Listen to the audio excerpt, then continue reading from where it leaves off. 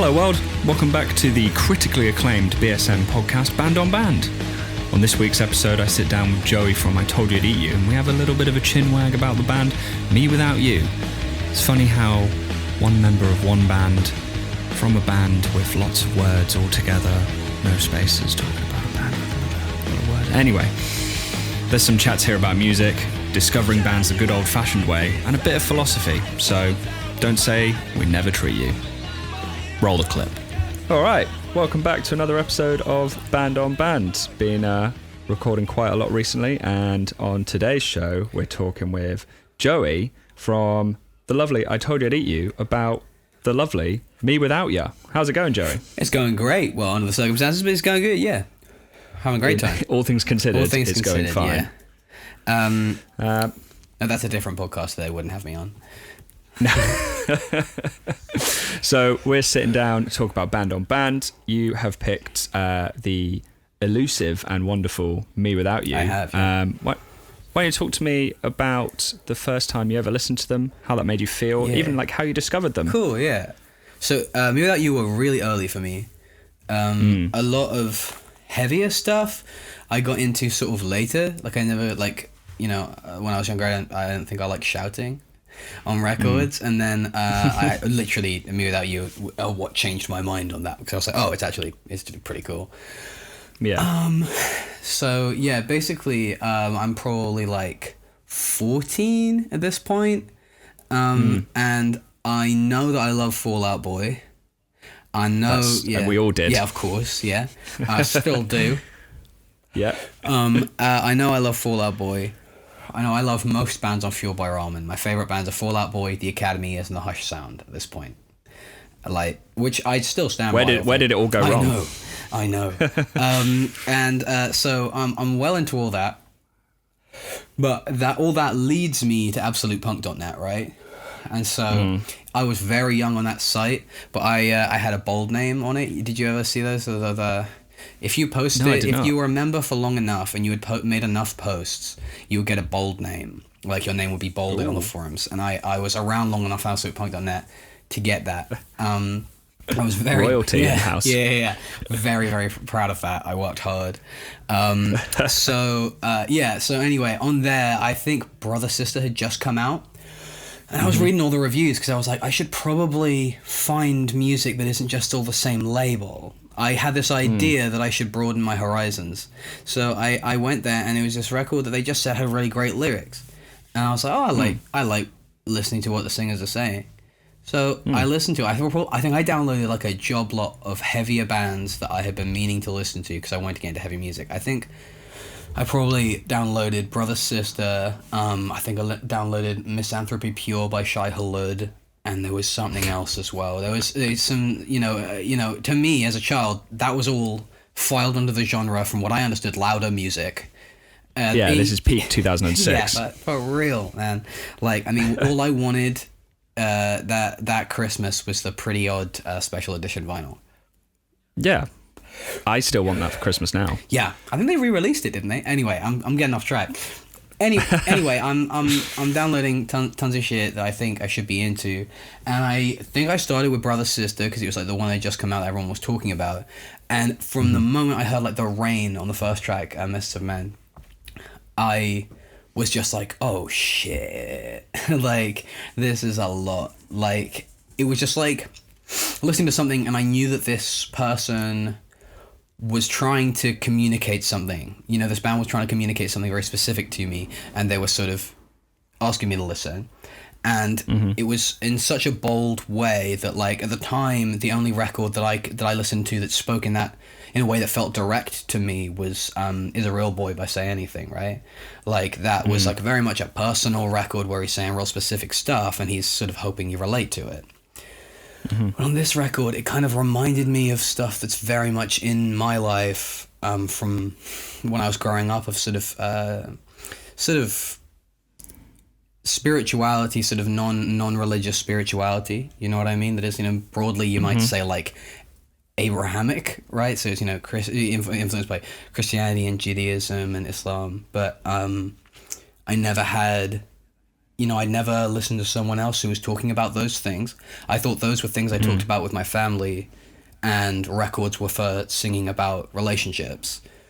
And when I heard that, it was like this guy was talking in a language that I understood since I was very, very young, of this sort of religious, very religious, very spiritual, sort of mythological almost way of speaking, which is sort of, present in a lot of the things that I was sort of brought up with as a kid, the sort of stories my parents would read me and things.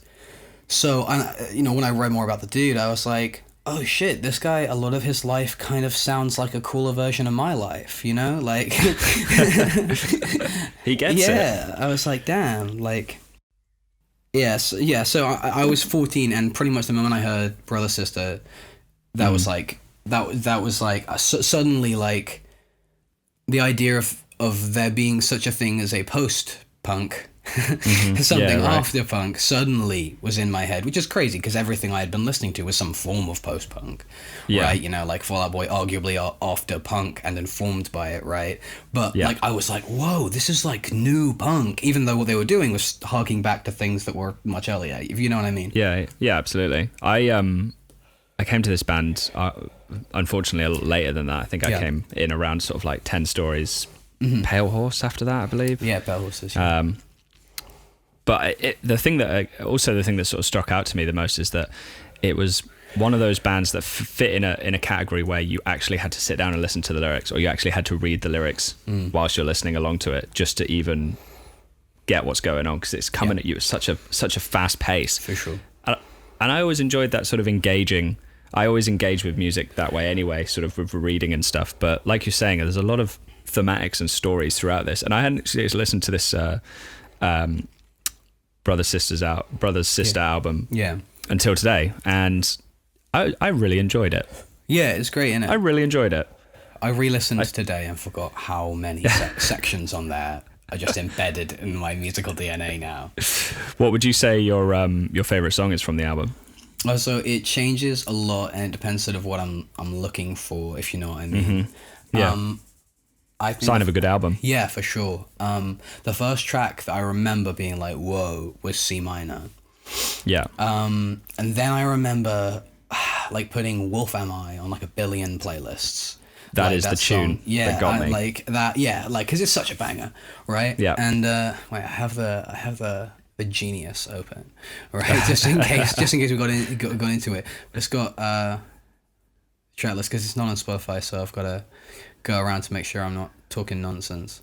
But and then I got very into In a Market Dimly Lit and In a Sweater Poorly Knit, right, which kind of fit together really nicely as songs, even though they're broken up. Just because there was this anthemic thing to them, right? Yeah.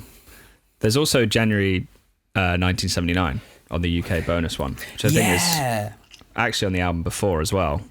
Mm-hmm. Yeah, which the first time I heard that, I was like, it's one of those things that makes you sit up almost, and you're just like, okay, okay, the penny might drop. For really.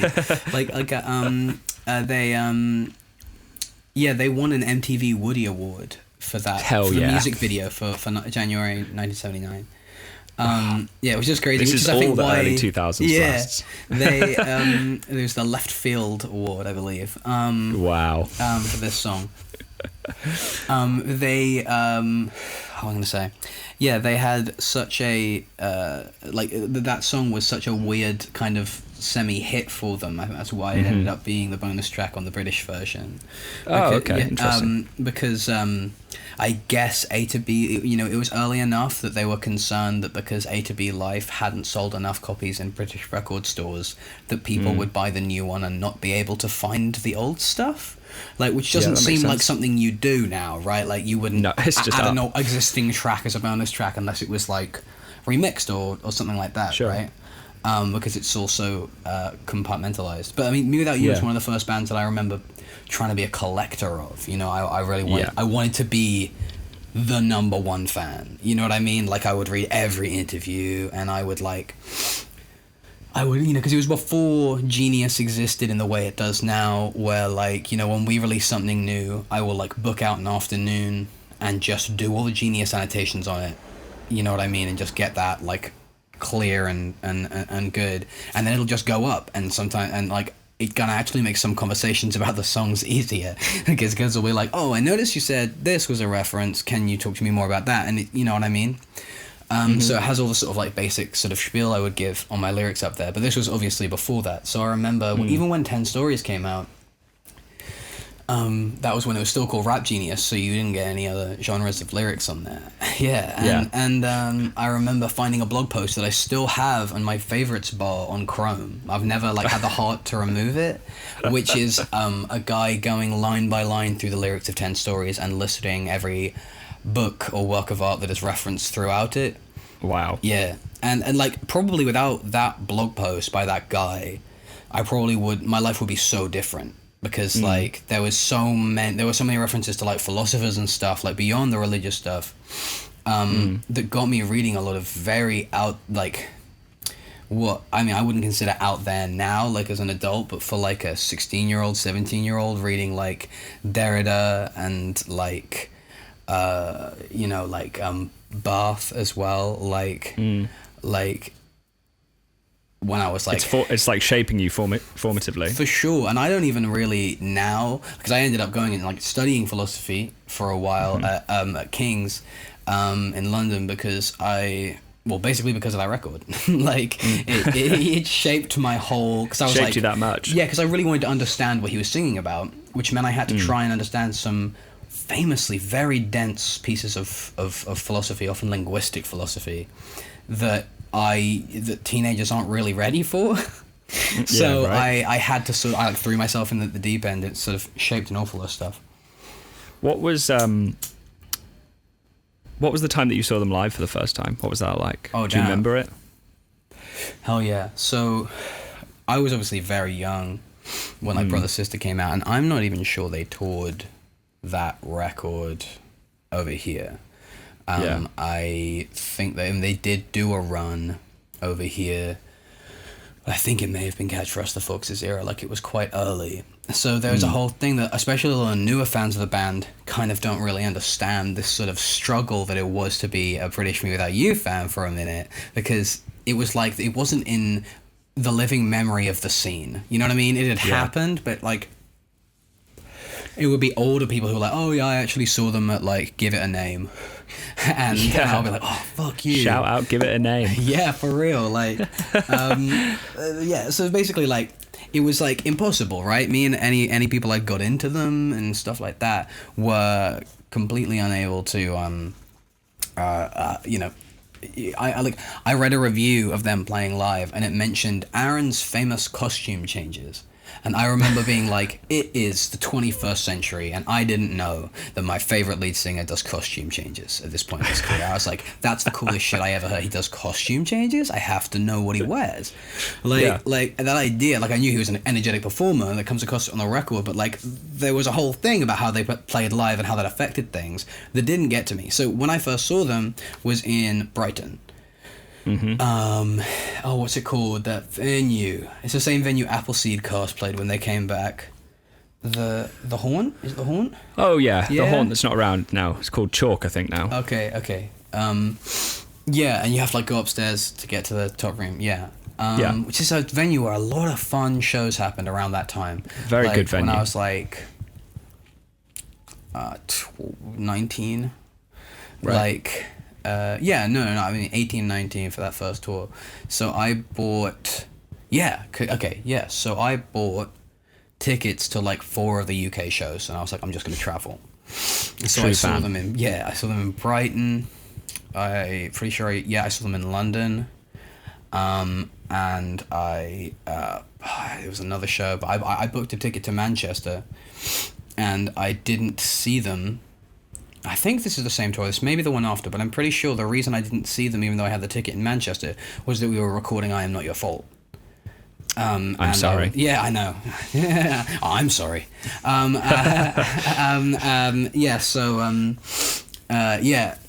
that may have been the tour after with The World Is that they did. They run together. But that was much later. I was like, I was in my 20s by then. Like, I was old enough that I wasn't like, I love The World Is, but I wasn't like an absolute stan for them anymore. Like I was like, oh, this is a band that I appreciate. I had a much more, when the scene went crazy about The World Is. Yeah, I tried to sort of not remember it, but it was an odd time for American-based emo bands. Oh, for real. And there was some good. We had that 4-way split. That was great. Huh? Yeah, that was with great. Code Orange. Yeah, Code Orange, Self-Defense Family, Tigers Jaw, and World Is. Yeah, that's wild. I love that exists. That's very fun. On a 7-inch as well, which is wild. Hello, dear listener.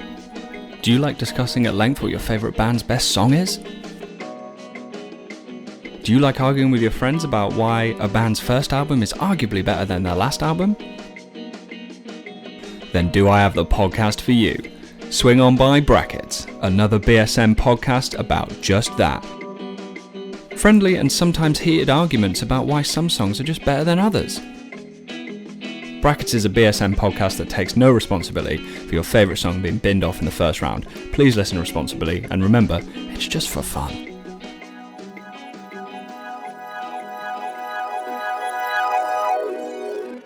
I remember very fondly the first, and to this day, only time I've seen Me Without You, because you were there. Oh, yeah. Was that Under Oath? We went to see Under Oath, and I remember bumping into you sort of towards the locker rooms, or the locker rooms? Yeah, I know the what's it called? The coat check. Coat room. Yeah, the cloak room. You call it the cloak Sorry, room. I forgot what we called it in this country because we have a stupid name for it. It's been so long since I've been to a gig, I haven't even seen the words cloak room. So and the guy was up on stage playing that. Oh, what's it called? With 6 strings on it. It goes like brow, brow. Those ones. An accordion? Yes, it was an accordion. Yeah. Sorry, yeah. And anyway, so I was there with some friends, and I remember you coming through, and I was like, man, I'm so stoked to see Under Oath. And you were like, I couldn't give a fuck about Under Oath. I'm going right to the front to watch Me Without You, and then I'm going home and getting an early night. And then I turned around, picked up a beer, and then I think like the house lights went down, and I just saw you basically moving as quickly as I've ever seen you move, stomping through the crowd. And then for the next, they must have played 35 minutes, 40 minutes. Yeah. All I could see was your hands going crazy at the front. Mm-hmm. Yeah, that's. And then I was like, yeah, I feel like I should listen to this band again. Yeah, I remember. For probably the third time trying. Yeah, like I remember by that point I was, I think it was, that was probably weirdly the best emotional space I've been in seeing Me Without You. Yeah. Like many other times it's been like heavy emotional times for me. Mm-hmm. And so my, it's been colored by that. That seemed like pure joy. Yeah, that was a time in my life where I was like doing more okay than I had for a while. Like I hesitate to use the word okay, but you know what I mean. I was doing a little better. Like, and I remember seeing you. I remember having that conversation with you. I remember us really spatting as well. Because I remember us talking, and then I remember seeing Tom Connick. Yeah. Who works at Dirty Hit now. And I love that man. I remember seeing him and being like, "Oi, Connick, oi, you're right." Like, it was before I even knew him very well. I just thought he was a funny dude. Like, oh, brilliant. And there was a lot of friendly faces at the gig. I feel like I was in the same emotional state waiting for Under Oath that you were waiting for Me Without You. Well, that was the great thing about that show as well, wasn't it? I just remember even afterwards when you sort of arrived, because obviously I like Under Oath, but I'm not going to go and pit. Let's be real, I'm getting on a bit. Yeah. Anyway, you coming out the other end of that performance just being like, I don't need to say anything. Yeah. But I am going to go home now because I'm done. Yeah. I don't care about Under Oath. Yeah. And I have, because I remember, you and I had very much polar opposite opinions that evening. You were like, I remember you like, because you know how much of a freak I am, right? For Me Without You, though, I'll lose my shit to them. And I remember you being like, oh yeah, they're all right. yeah, they're all right. And me being like, come on, man, like, don't do this to me, not now. And you being like, oh, you know, if you like them, yeah, you should listen to La Dispute, mate. That's who you should listen to. And me being like, oh, come on, bro, don't do this to me. And then I'm pretty sure I made such a troll. Yeah, and I'm pretty sure I made fun of your tattoo and then stormed off. Yeah, sounds about right. Sounds like a classic mildly drunk exchange I would have had at that time in my life. Yeah. Yeah. As an artist, then, what has been the main influence that you've had whilst listening to Me Without You? What have you taken through into your own experience as a lyricist, as a performer, as a singer? Yeah. So I feel with Me Without You, I'm happy that I got into them so early, right? They were like the third or fourth band that I ever got into, like properly, like hardcore, and that meant that, like, you know, I was at a really formative age. I remember I was living at the same house, and my family moved a hell of a lot when I was a kid. So the fact that I was in the same house means it must have been within a space of about 2 years. And I can relate to that. Yeah, and that was when It's All Crazy came out. And I remember the pre-orders going up and Every Thought I Thought of You being released as the single. And like, so many people commenting like, whoa, total change of sound, like, I don't like it. And I was young enough that I was like, oh, this is the first time this band I like has released a new record. I should listen to the single and listen to it and being like, oh yeah, this slaps. Like, I didn't have any problem. Like, for me, like, I was young enough, I didn't really notice, you know what I mean? Like, the genre change. Yeah. Like, I knew it was different, obviously. And I had got into Neutral Milk Hotel in that time, so I could tell that they were leaning into that sort of thing. Like, I knew just enough to know that. But yeah, I remember just like being like, oh, it's just another great Me Without You record. All the things I like about Me Without You are present here, but there's some other textures that they've put in which are also enjoyable. I mean, I guess I like kind of like some folk music and stuff, and I like, you know, Neutral Milk Hotel and all that stuff. So maybe, you know, I was in a place that other people weren't to get that record, but like for me, it was just a big treat. Like, I was like, yeah, fun pop record from a band I like, you know, and yeah, I guess like in that sense, I was, you know, a very young member of the fan base, so I didn't sort of understand that backlash. But yeah, so that for me, having that experience real young, meant that like that sort of stuck with me. Is I don't really, when people go like, oh, a band's like changed their sound or something, I've never really understood that problem, because I've been like, surely your love of the band is deeper than like just the record, right? Because I was such a fan, like I was like, you know, if Me Without You had like come and made like a reggae record or something, right? You know, something really out of character.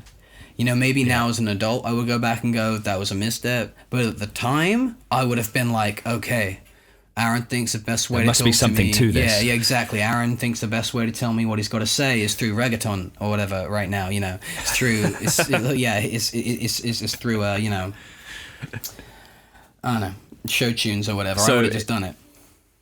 So it's almost like, as an artist, you've perceived that in your own art, that you're hoping that your fans can come through and accept that your music and your beliefs and points and views on the world will change with your art. So you're hoping that people stick with you through albums, EPs, singles, live shows. Yeah, for sure. Like, we've always tried to be like, well, we're like, you know, relatively outspoken, right? We're all pretty loud.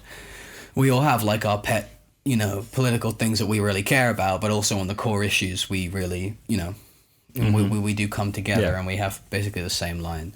And for that reason, we've always felt like that was kind of one of the things that would keep people connected, because we were like, well, we're not fake in that way, you know what I mean? We're really influenced by like not just the music of bands like, I don't know, like Fall Out Boy or whatever, but like the fact that, you know, the whole time I was a child, I could go on a Pete Wentz's live journal and just know what he was thinking that day. That was huge, right? Like before Twitter, before all that. Yeah, like it was like, oh shit, like, and he's like putting work in to make this shit sound poetic for me, right? Like, so I got, you know, so that sort of like lack of distinction between band and fan, like it's not just Me Without You, but like a lot of bands I was into at the time were really doing that. The Academy is as well. Like really making the time to be at the merch table sort of thing, right? And absolutely. That connection's really important. For sure. I actually listened to, bit of a digression, but I listened to a podcast that Adam T. Siska from the Academy Years was on, and he was talking about the change in that scene.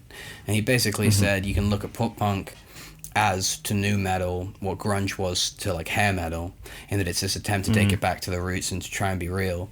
And in that way, he was like, we're all like, working class dudes. The Academy Years was sort of a blue collar band, and so it all fed into that very nicely, right? And there was a sort of almost sort of like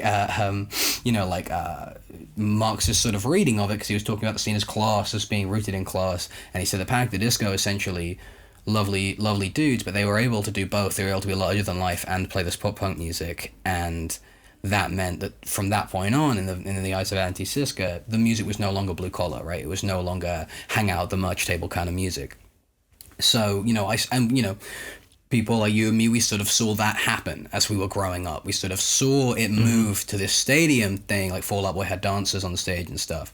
So Me Without You for me was like, it almost kept it real, because they'd been around the whole time. They were a day one band, but I knew they were still playing bars. Not that I would have cared if they played stadiums. In fact, when they did end up playing with Paramore and stuff like that, I was like, amazing, good for them. I hope they're getting some money. But that idea, it's a very long-winded way to answer your question. But it's fine. But one of the things that really hit me was that if I really feel that what I'm saying has been expressed well, and I feel that what I'm saying is worth expressing, that it's maybe something that I don't think someone else is expressing in the same way or something like that, then I'm not concerned about the work. You know what I mean? I mean, of course, that wouldn't be the case if, say, I don't know, Josh decided he didn't want to do the next record or something like that. You know what I mean?